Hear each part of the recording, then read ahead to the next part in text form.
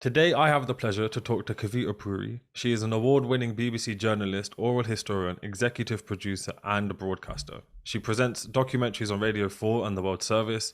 She devised, wrote, and presented the landmark three-part series Partition Voices for Radio 4, which won the Royal Historical Society's Radio and Podcast Award and its overall Public History Prize. She's the creator and presenter of the critically acclaimed Radio 4 series £3 in My Pocket, which charts the social history of British South Asians from the post-war years and now is in its fifth series. So with that all out of the way, I have to just say a massive thank you for making the time to talk today and welcome to the podcast. Oh, honestly, I'm so happy to be here with you. I'm a big fan. No, not a problem. We were just talking obviously off air about kind of the reasons why kind of we do the work that we do. And I think, and I'm sure a lot of people listening to this can relate, which is we all kind of want to know a little bit more about our past, and obviously it helps inform our identity. And so with myself, I was explaining like my family history isn't as straightforward as most people would think it is. And then you come to those points where you can't go back further. Like I can't go back, say, more than 3 or 4 generations on my dad's side of the family.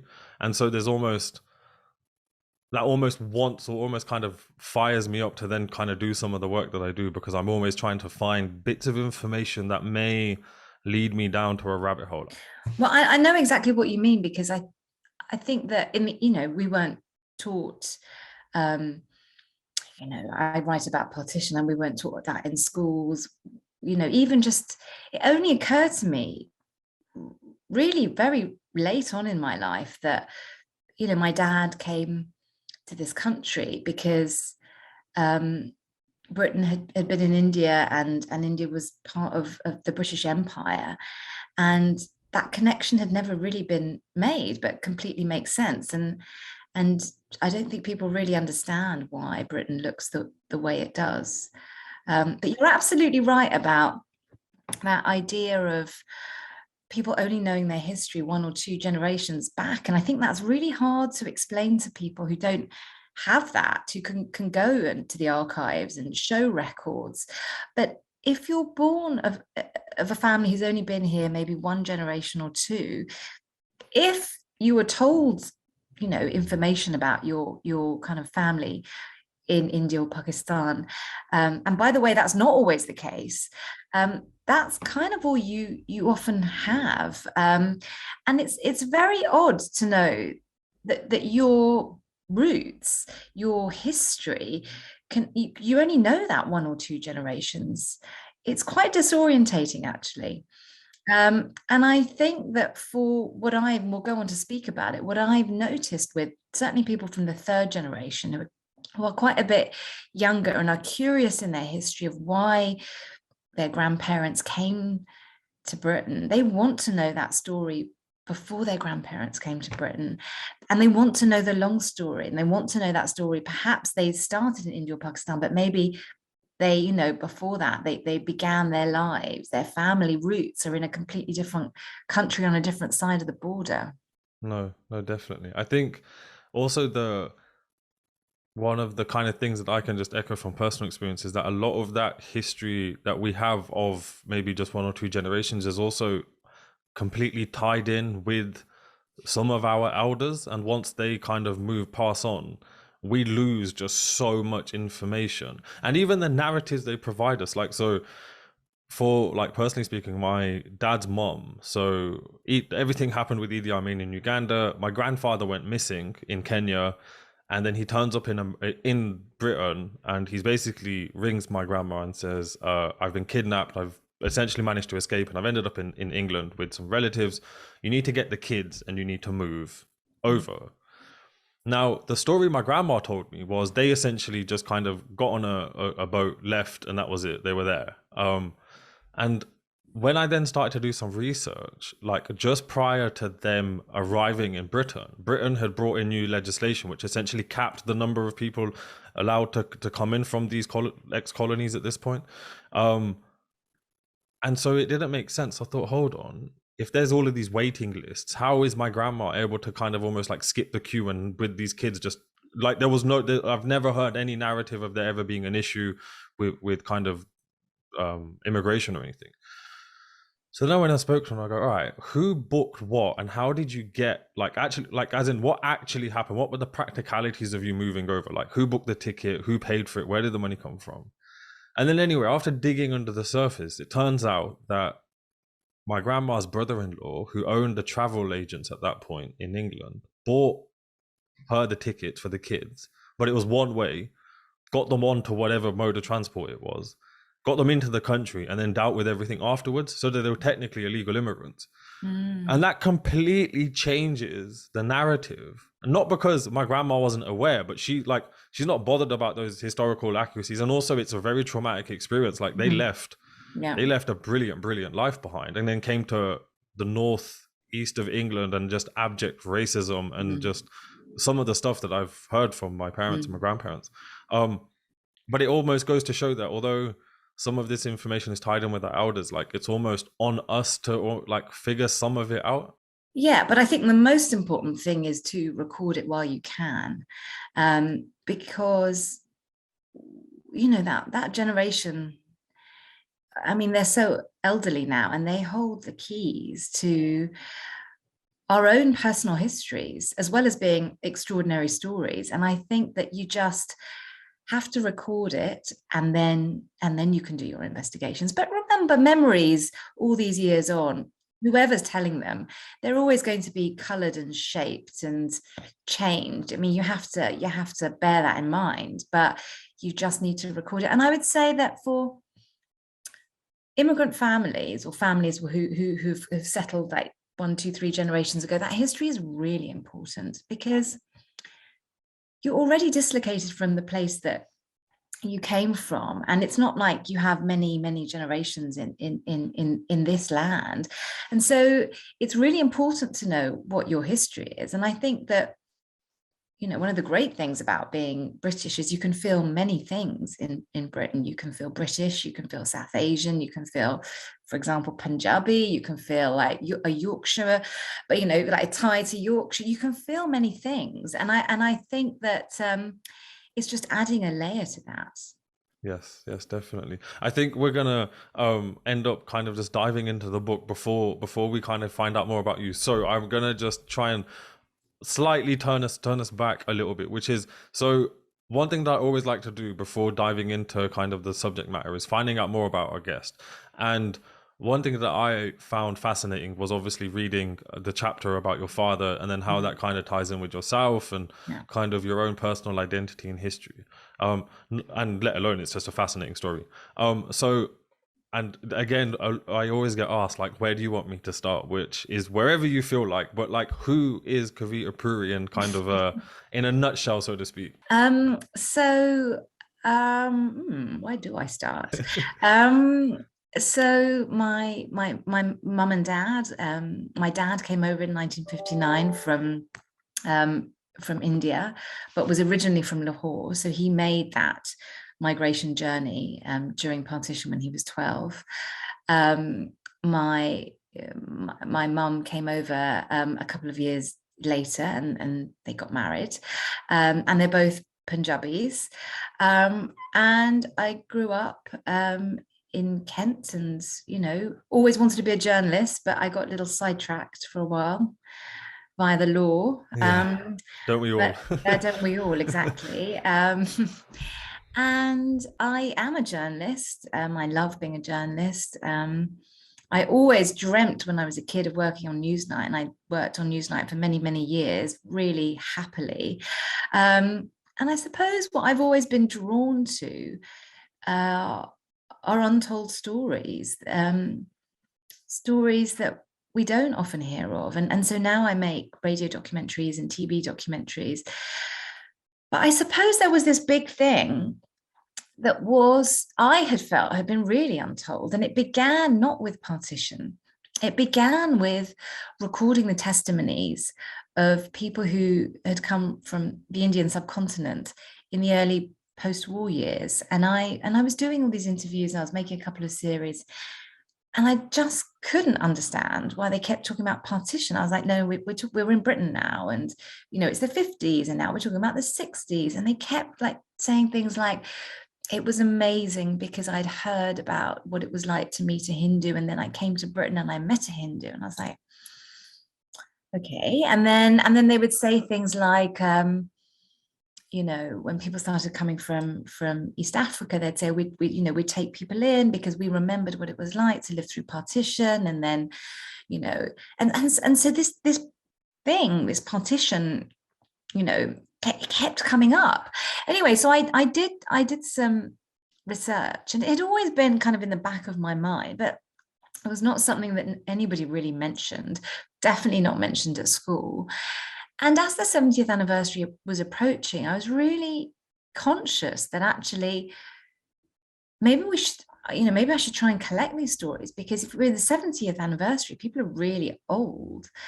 And so I suppose that's how I started. And so I suppose I've become, as you say, an oral historian. I never intended to be, but I have been collecting these testimonies now over 10 years, not just partition testimonies. And I don't know, I find it one of the great kind of privileges of my life that people will tell me their incredible stories. By the way, people don't think they're incredible stories, but I think they are. That's true. That is true. One question that I have, which is kind of a little bit on a tangent, which is like, so when I did my history degree, and also like once I left, there was always this push that like you could very easily get into journalism if you've done a history degree. It's almost like one of the career paths that you could take. Yeah. Where do you think the distinction is between journalism and being a historian? Well, so what I would say is, it depends for the kind of things I'm doing, which is recording testimonies. I do feel it is a journalistic endeavor, but it is also, I suppose, it is the kind of work an oral historian does. There are similarities and there are differences. So in finding interviewees, it's the same as you would if you were a journalist. Although when I was looking for partition interviewees, I never approached people personally, because I was very aware that these are really traumatic testimonies, and I didn't feel that I had the right to approach people. So I did call outs on, radio, Punjabi radio. We spoke to faith leaders, local journalists, and then people got back to us. And then we would do kind of pre-interviews, and we were selecting people. But I think that the similarities are when you're trying to make people feel at ease. It's you do an interview in their home, you ask people if they want their family members there. What I would say is different, and it's quite an important difference, is that particularly with the partition interviews, which are quite traumatic, I actually had to kind of close down my journalistic instincts, that if I felt it was too much, I would say, please don't. We can stop this interview. And if they got upset, I didn't want particularly, to keep recording. I felt a huge duty of care to them. I wasn't, desperate to have them crying on a recording. And I always said to them after the interview, if there was anything they wanted me not to include, I wouldn't, because it's their story. And so it was an opposite pull for me.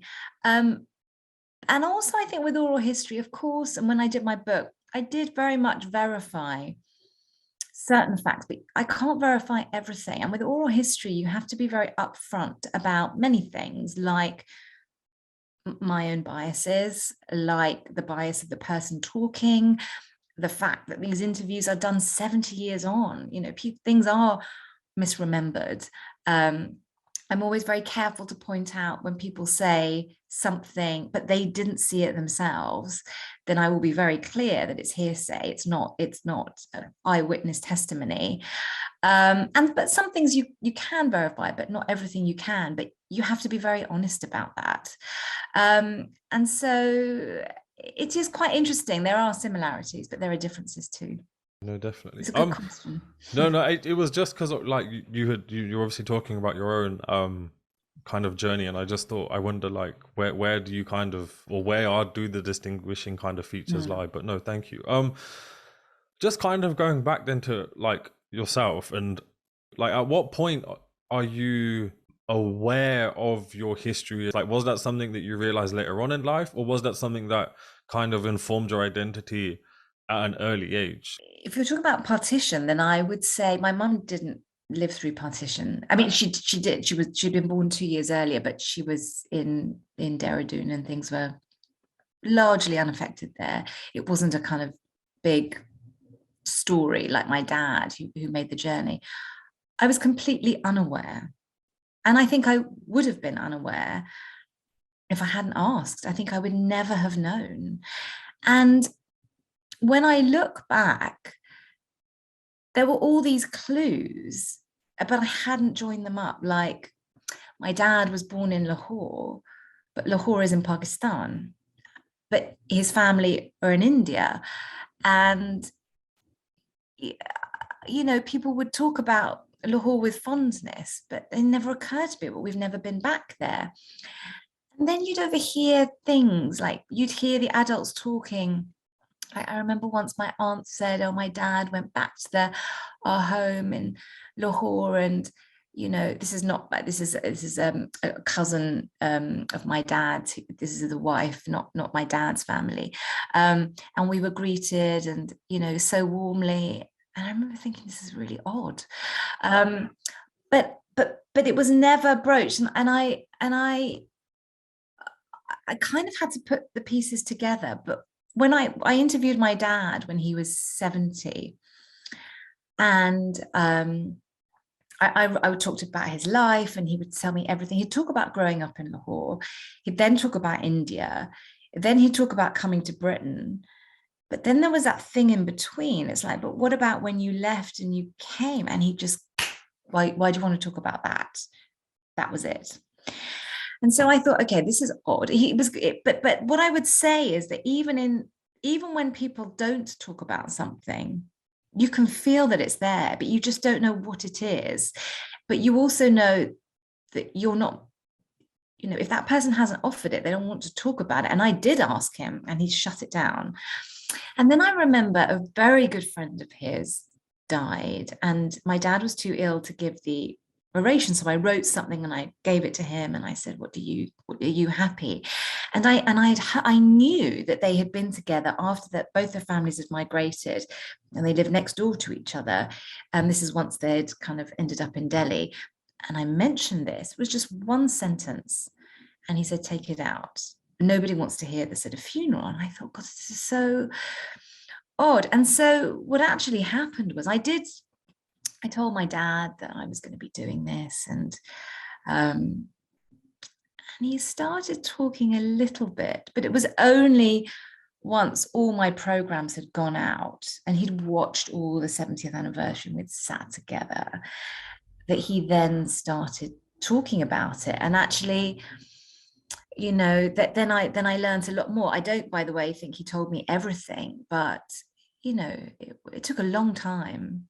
And actually, by that point, I thought, if he doesn't want to talk, I'd learned enough to know that I respected that silence. If he didn't want to, then he didn't have to. But he was quite willing to by that point. I was literally just about to ask, like, how do you like come to that point where you do kind of figure out to respect certain silent, like people when they're silent? And I think you've just taken the words out of my mouth there. So no, but in terms of like your father, and I think it's perhaps just one example of many within the community, which is there's obviously the experiences they've gone through are severely traumatic, and perhaps that's why they also choose to be so silent, because they don't necessarily want to relive that. But is that silence wholly from that kind of understanding? I think the silence is very complicated. I think that, look, it was a generation where there was no post-traumatic stress counseling. I don't think they would even have the language to say what that was. And I think a lot of that generation had migrated once across a border, and then they migrated again to Britain. And, when they came in the 50s and 60s, life was really hard. And you can't look back. If you're looking back, you can't make a life. And they had to look forward. They had to, get jobs, fight against racism, fight for equal pay. And then your kids are born here and they're British, and when do you have that conversation? But I also think that, a lot of the partition was a terrible thing because there were no good guys and bad guys. Everybody did terrible things to each other. Everybody saw things. Um, of course, people were kind and compassionate as well, but there is a complicity, and there is a lot of shame attached to those memories. These are very difficult things to talk about. And why would you want to dredge those up? And where do you begin to? And if you think more broadly in British society, if it's not spoken of either. We talked about it's not mentioned in schools. So there is no public space to talk about these things. And if you look at, people who've gone through traumatic events, survivors do need a safe public space to air their stories. But to talk, you need to be asked. And I do think that the second generation, they have their own issues to deal with. They weren't asking. And I think it's not insignificant that it is the third generation who feel a bit more confident in their place here. They're thinking about who they are. It's not surprising it's the third generation who are doing the asking. It just feels quite sad because it's quite late now. The thing that is amazing is, and I had never quite got my head around it, but when the 70th anniversary happened, it was such a watershed moment. But there were people, I'm talking also about British South Asians, younger British South Asians, they didn't even know what the word partition was. Why would you, though, if it's not talked about? And then they had to have this realization that actually it's in my own family. And then you have a realization, oh, but I thought my family from India or Pakistan. Now I'm learning that actually that story began somewhere else. And so there's a lot of kind of, relearning about what you believed about your family history. And I think a lot of it, as we'll get into it, is also tied into kind of your own identity and this kind of generations figuring out who they are and what they are and how they fit into everything. Yeah. Like as we spoke before, like I obviously come from a mixed background. So again, I went through something quite similar from an early kind of age, which was like, who am I? Where do I fit? What is my identity? And all of those other things. And then that leads you obviously into just kind of diving into the deep end really and just seeing what you can find. Just then kind of moving on into the book, I think for like just reading through it, it was absolutely brilliant. And I'm not just saying that obviously because we're doing a podcast. It was brilliant because each chapter almost felt like you were sitting in front of one of the 23 individuals who experienced partition in their own personal way and from their own perspective. I think many, if not all of them, make a very good point of not just sharing the trauma and some of the kind of horrific experiences or things that they went through, but also kind of memories that demonstrate there was still some sense of humanity and integrity amongst certain communities. And again, I think quite often it gets stereotyped that it was conflict just along religious lines, where actually I think reading these accounts of those who experienced it also demonstrate there was conflict within communities as well, and kind of all sorts of struggles along economic lines or social lines.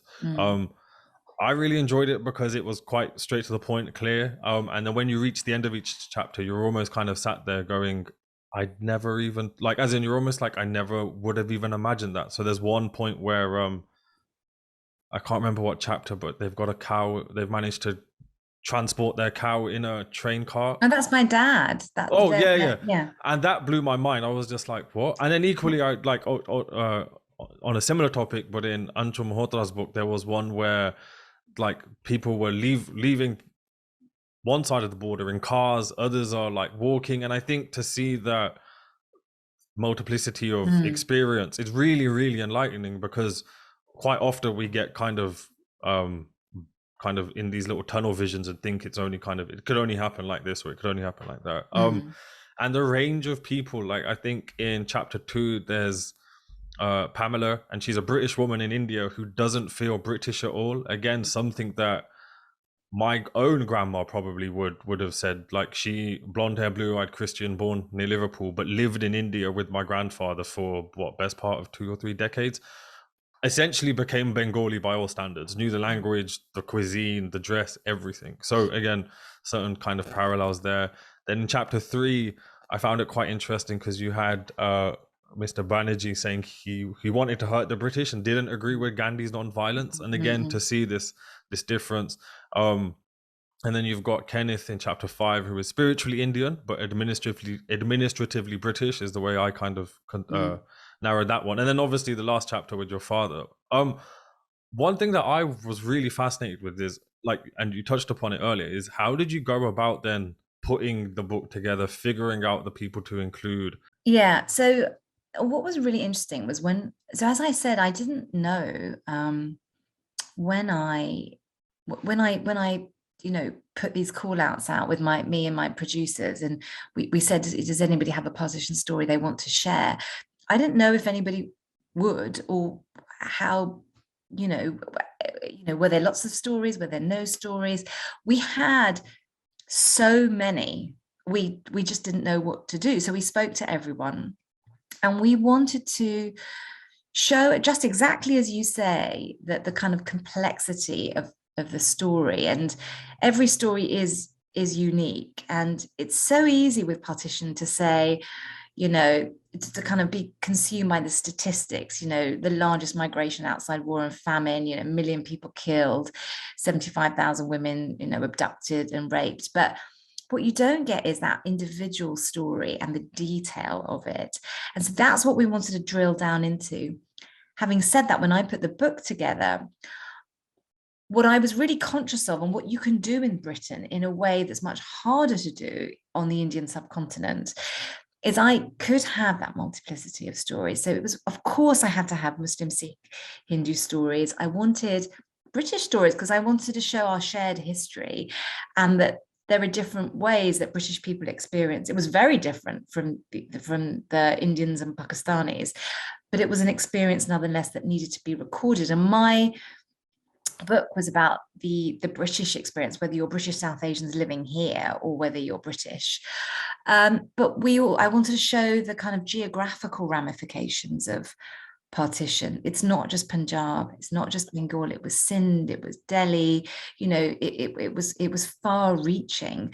But also, and this was the hardest thing, the female stories.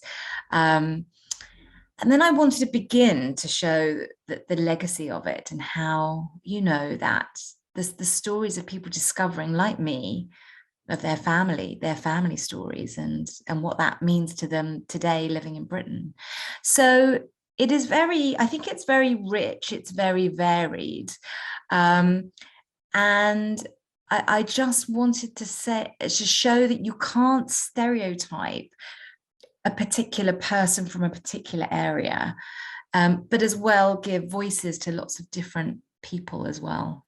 No, and I definitely think you've done it. I think if anyone listening who hasn't read the book, they should read the book. Obviously, the new edition has an extra chapter, which actually just kind of continues what you've been saying, which is it's kind of the legacy of partition and how the next generations who didn't experience it, but it is part of our history or our identity, are now almost kind of re-engaging or trying to find out what happened. How did then doing all of these interviews and recording these stories impact you? It's pretty full on. And I talked to kind of fellow oral historians like Anshul, who you've had on, and Sparsh. It's very full on, and it's very heavy. And I think that it's completely changed my life, because you're so moved by these stories, but also you see that what happened in the past is never the past, it's there. And even when people tell you their stories and they're so old, they remember everything, and they feel so much. But also you realize when you hear these stories, terrible things that people do to other people, but also you realize goodness as well, and that's what they wanted to share and talk about and remember all these years on as well. But it does, of course, you know, you're human. It completely, you know, completely, you know, it's completely shaped me. It also makes me think, you know, when I see people walking around the street, I always think, oh, I'd love to ask them, you know, I wonder what their story is, because I know that they'll have a story. But I think that not just about elderly South Asians, I think about it with a lot of people, because I think that, and that's a big thing about like elderly British South Asians. What people I think in Britain don't realize is that almost everyone has either an experience or a connection in some way to partition, and nobody ever really probably asked them, and nobody knows. And I don't know, I kind of want to know, but I don't go up to people in the street. But it's really changed the way that I see things, in a good way, but also a bad way because, you know, you realize what terrible things can happen, but you also see so clearly how the effects of that are so long lasting, you know, even till the, you know, some of my interviews have died, even till the day they die, you know, they don't forget. No, definitely. Yeah, I was just taking that in. So no, like I think also at the same time, I wonder whether it's like it is a heavy job to do, but kind of the result of the work almost kind of helps to, I guess, make that journey a little bit easier, because you know there is obviously a lot of benefit which will arise from that. Yeah, and they love it too. I mean, you know, they are happy that their stories are archived in the British Library and that people read them, because I think, you know, I mean, they always say, why do you want to come and hear my little story? You know, I'm not important. I'm not Nehru or Jinnah. Why do you want to hear? And then they tell you this most extraordinary story, and you just think, oh my gosh, you know, people need to know your story. And I think just that people have asked, they validated it, that you say this is an important story. I think it means a lot, because it was often a very difficult experience. But again, you know, I say it was for a lot. Everyone's experience is very different. But you know, it shaped me, but it shaped them hugely for the rest of their lives. No, definitely. I wonder, did you ever get a chance to like, did they ever share how they felt after they had told you their story? Were any of them like, I feel like a weight's off my chest, so to It speak? really varies, and I did keep in touch with some. I mean, sorry, I kept in touch with all of them, but the ones I could see that. So when they tell you the stories, and often they're telling you for the first time out loud, like the whole thing, and then you've got family members in the room, and they're quite emotional because they've not heard the story. There's a lot going on in the room. It's quite intense. Um, and what happens is when you start talking, you then remember other things, like the story comes back to you. And so sometimes, and not everybody does this, Anshul doesn't, for example, but I would go back and sometimes record people again because they remembered things that they wanted to tell me. But when you tell that story, people got very emotional, and so often I'd say, let's stop, or I can come back, and they say, no, I want to carry on, I want to tell you. But there was one person in particular, Karam Singh, that I did worry about a lot. And I kept in touch with his daughter to check that he was okay, and he was okay. But you know, these things are hard to talk about. Was that the chapter, I think, where he had experienced, he was quite young at the time, and he'd experienced, I think, he It was witnessed the murder or something? No, he was the one who he had a poison spear in his arm, and he still had the scar. And it was the day, he was a Sikh man in an Indian village, and there was a mob that came, a Muslim mob that killed his father that day. But on the same day, his Sikh sisters, were saved by their Muslim neighbors. And you know, it was, yeah, and he was very, it was a kind of very traumatic day for him, and he nearly died. he was saved just in time. No, insane. Again, I think if anyone is finding the podcast interesting, please go and read the book, because every chapter has some sort of kind of tale which is fascinating, but also really puts into perspective like the complexity of the experience. Like the fact that on the same day he's lost his father to a mob, and then his sisters are also saved. Like I think that like is just insane. Like I don't think you could even write that. One thing that a lot of the chapters and a lot of the people that you spoke to kind of point to is that prior to partition and kind of the decision made in those kind of few fateful days, there's a social harmony that is, there's almost like there's respected differences. So for argument's sake, you made the point that Sikhs are forbidden to eat halal, so for argument's sake you probably wouldn't see many Sikhs Yeah. eating meat alongside Muslims, but it's a respected difference. It wasn't necessarily something that would cause an issue, so to speak. So, and I know this is one of those questions which is like it will always be asked, because I don't think there's a definitive answer. But like, what in your estimation and from the people you've spoken to, what was it that helped cause that social cohesion to evaporate so quickly? Well, that is the question that nobody can answer, really, and historians still try and discuss. It's a very complex answer. I mean, you're right. There was harmony beforehand, but there were differences, like as you mentioned, food. People did not intermarry, and it must be said that there were outbreaks of kind of communal violence, but they were quite localized. It was not like the near kind of genocidal ethnic cleansing, or that we then saw in the months around partition.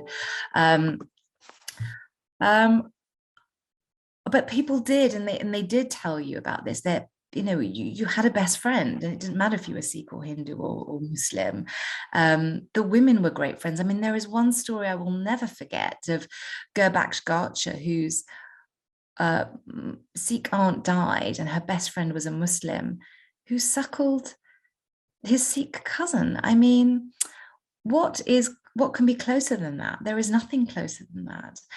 And so there was this kind of, people spoke the same language. They had this shared cultures. You gave laddus on Eid and Diwali.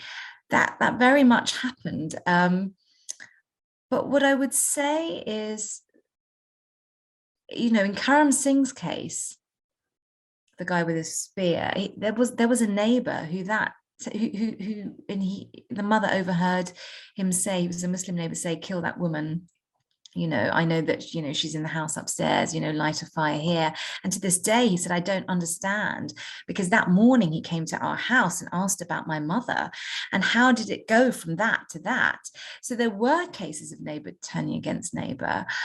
But what you do have is, even when partition happened, and the moment that people left, there was not one thing. Often it was because people felt afraid by people from outside the village. So people within the village would protect the other, but then they would go and often leave their keys with their friends of the other religion, or who were staying, and say, we'll come back.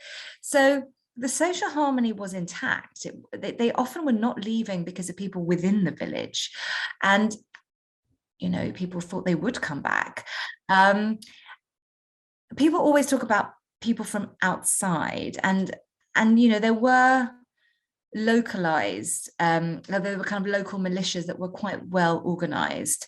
But it's not clear cut. But you've got to remember, at the time there was this kind of huge frenzy in this kind of slow, this kind of demonization of the other. It wasn't just around the time of partition. It had been happening. It had been happening for a while, and the violence, certainly in northern India, had been happening for many months in the lead up. So it's not just one thing that can explain it. And I think to this day, when you talk to interviewees, they still don't understand what happened. It was kind of like a madness.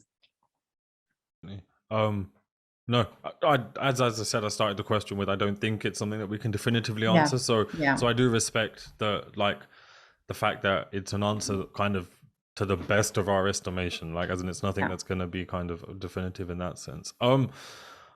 We touched upon it slightly earlier on, which was kind of the sexual violence element of Mm. everything that happens and unfolds. And one of the chapters, I think, in the first couple of pages touches upon this, and I think you reference a couple of works in relation to kind of this side of stuff. But how does masculinity and manhood in Partition impact the events that unfold? So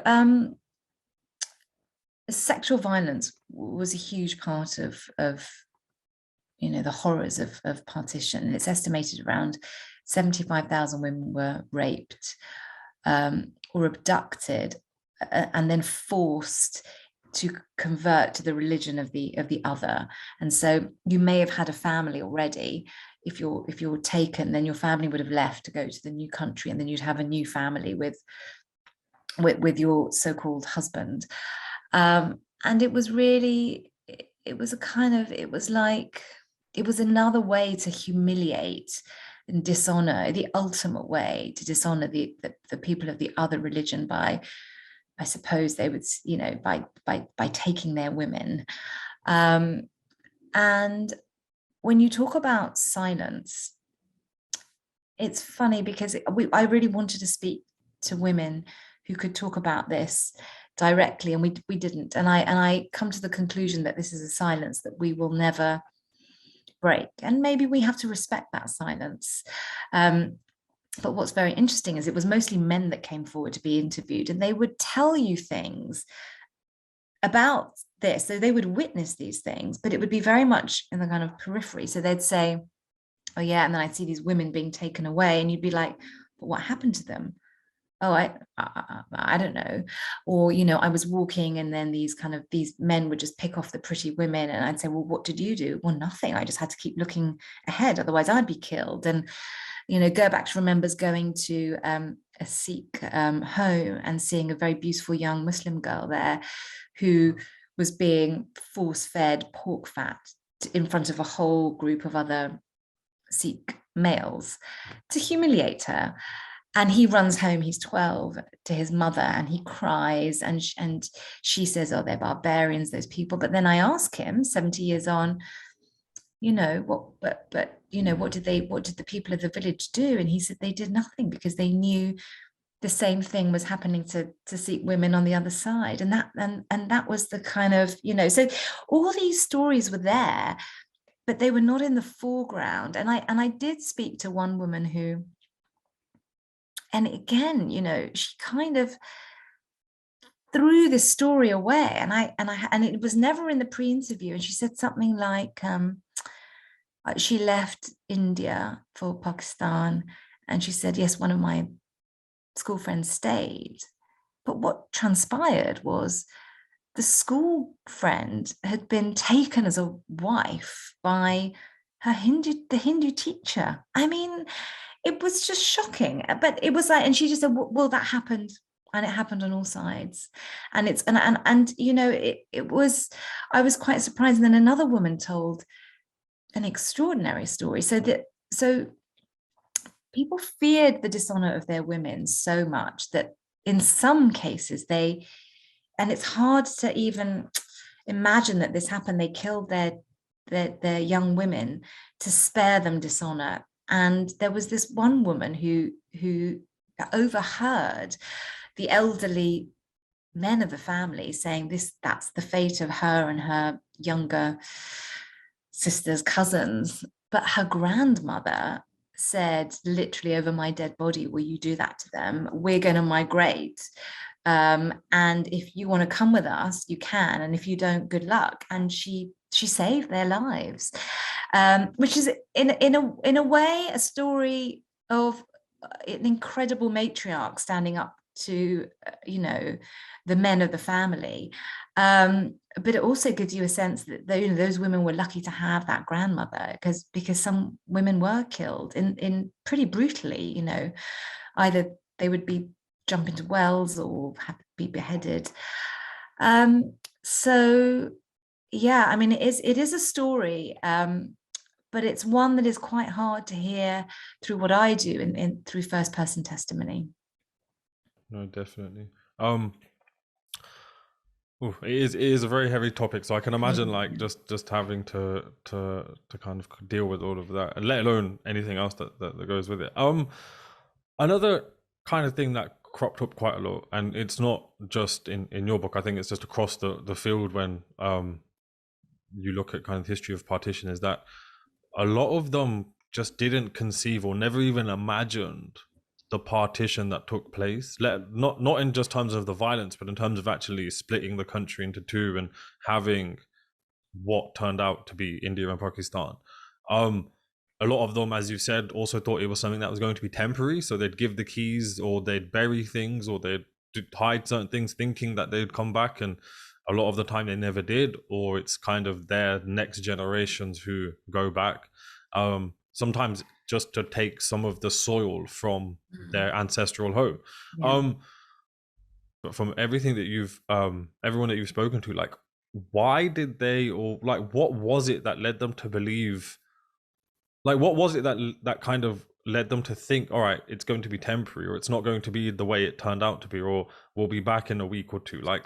Well, I think it's two different things because you say not everyone thought partition would happen, but actually, if you were part, if you but you were a supporter of the Muslim League, you wanted partition because you felt that as a Muslim, you feared that you might not be protected by the Hindu majority. So, you know, some people wanted partition. Whether they wanted the partition in the way that where the border, was drawn is a different matter. Yeah. Um, I think what people hadn't expected, and certainly not the former colonial authorities or the new Indian and Pakistani governments, what they hadn't expected was the violence, actually, or that migration would take place. Because if you listen to the speeches on the 14th in Pakistan and then on the 15th in India, that the leaders did talk about respecting all groups, and I just think that they had put nothing in place. There were no preparations for this mass migration to take place, and so um, I think the authorities were quite shocked, and I spoke to a lot of people whose they or their parents wanted to stay. But why would you not? You felt that you were from that land, like whether Mm. you were called Pakistan or India, it doesn't matter. That's where you were born. That's where your grandparents were born and your forefathers. That's all you knew. And why on earth would you want to move? And so people tried to stay. People, and but sometimes it became impossible, whether it was because the mobs were coming and it was just you literally had to leave, otherwise you'd be killed, or you know you feared that things were going to be different. Um so so then people left, but even when people left, some people said they knew it was permanent, but people, as I said, they literally gave their keys and just said, "Look, hold them for a while. I'll be back." So people didn't actually take a lot of stuff because Yeah. they thought they would be back. Um, but then often what happened was, while the journey was happening, and people took very different kinds of journeys, and once people arrived in that new place and heard all these stories, I think it quickly dawned on people that it was going to be difficult to come back. But it's also important to say that, obviously, I mean, there are 180 million Muslims in India today. Some people did stay. Um, and and some people, Hindus, Sikhs, tried to stay, did stay in Pakistan. Not many, and then some came over later. But again, there's not one particular, sense. But I think you're right. I don't think people mostly thought partition would be reversed. I mean, Raman Banerjee, who you talked about, he did think partition would be a temporary thing. But I don't think that people thought when they left they would never, ever, to this day, not see their homes again. Mm. Mm. Yeah. And just whilst you were talking, you reminded me like there's this huge affinity amongst, I think, almost everyone you spoke to with Yeah. the land, with like Mm. with literally the, like without, and I don't mean this in a derogatory sense, but literally with the dirt, like with the Yeah. with literally the floor of wherever Yeah. they come from. And there wasn't really, as you mentioned correctly, there were obviously some kind of people from the Muslim League who wanted a separate nation, and all the other things along religious lines. But the affinity from the majority of them is to the, literally to the ground. Like I just felt like it's an interesting concept It to is me. interesting. It is interesting. So what is the understanding of these people to be that Yeah. kind of in love literally with, and I know it also goes back to some of the language. So like within Punjabi you say it's the dirty, it's like you wouldn't refer to it as dirt, it's almost like it's respected in a Mm. way. Mm. But like what's the understanding behind that? Because that's something that props up quite often, and I was like, Mm. this is fascinating. Well, no, and that's something that I hadn't realized until I did all these interviews. I the things I expected to hear stories of trauma. I didn't expect to hear as many stories of compassion and kindness and friendship and love as I did. But I didn't expect this kind of attachment to the place that you've left. And even if you chose to leave, even if you thought it was right to leave, and it sometimes it's quite contradictory, you still have that attachment to the land. And as you say, it's something that for the people that do go back, they want to take something, whether it's the earth or the dust or a stone or a brick. And I think that the way that I understand it, or that I've tried to understand it, is that it's evidence that you lived there once, because otherwise there is nothing to prove that you and your family who'd lived there for so many years or generations or decades or however long you live there, and that's all you have, because there is nothing else. You may not even have carried anything when you left. And so that's what it is. It's saying I was there too, and that was my home, and I still feel something for it. And honestly, I can say that that feeling is felt, what carries on through the generations. You can feel that the trauma, but you also feel, and it's again, it's what I mean, it's a contradictory thing. The legacy of that generation is also that attachment to the place that's gone as well. And that's what I'm saying about the diaspora, because they're used to feeling many things. I can say I feel an attachment to Lahore. I have never been to Lahore. I don't even know, what it's like, but I feel like that's, Lahore is part of me. That's where my dad grew up. Um, but I'm also, and my dad was Indian, and India is part of me, but so is Britain. And that's the thing, is you can feel all these things, and that has carried on as well, which I think is quite a beautiful thing, Yeah. actually. No, no, definitely.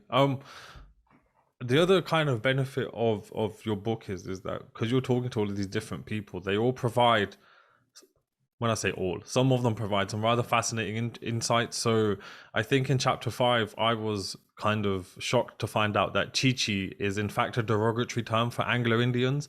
And Mm, especially growing up in a Punjabi household, like Chichi means all sorts of like random things. So mm, to hear that was quite interesting. And then also in chapter 7, you mentioned that some of the refugee camps set up in the wake of partition still exist, something which just boggles my mind, mm. considering obviously like how long it's been.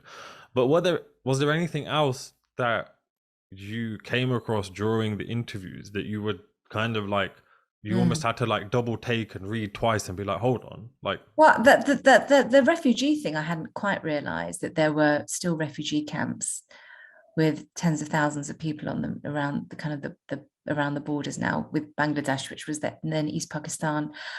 I think every interview there was something that I found pretty gobsmacking in it, and it's that it's like that thing, the more you think you know, the less you actually know.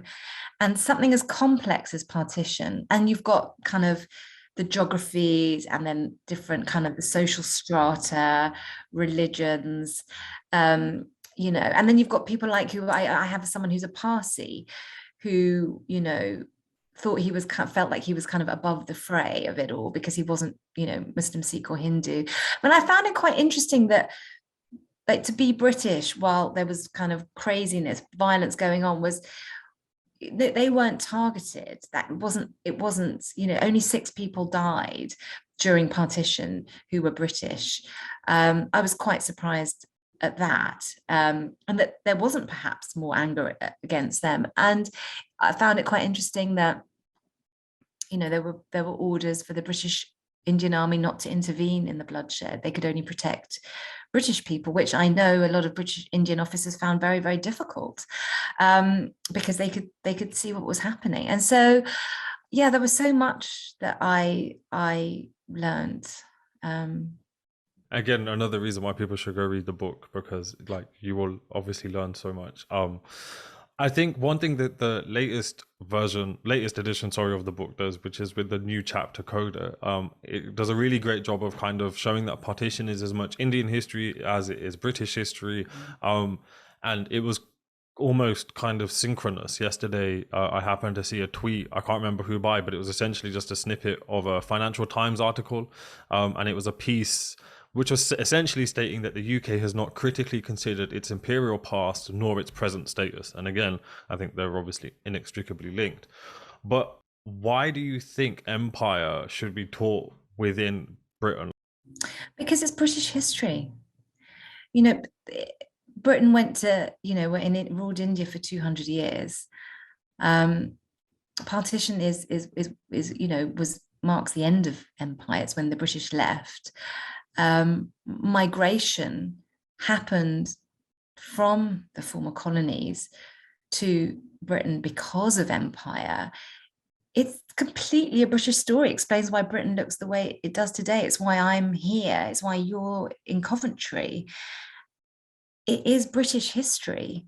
And I don't understand how we you know, how we it's 2022 and children aren't taught that, because it's contemporary British history. And so I do believe it will be one day. I don't think it has to be a divisive thing. It's always talked about in a divisive way. I don't think it has to be. It's like the story of my dad and why he came here in 1959.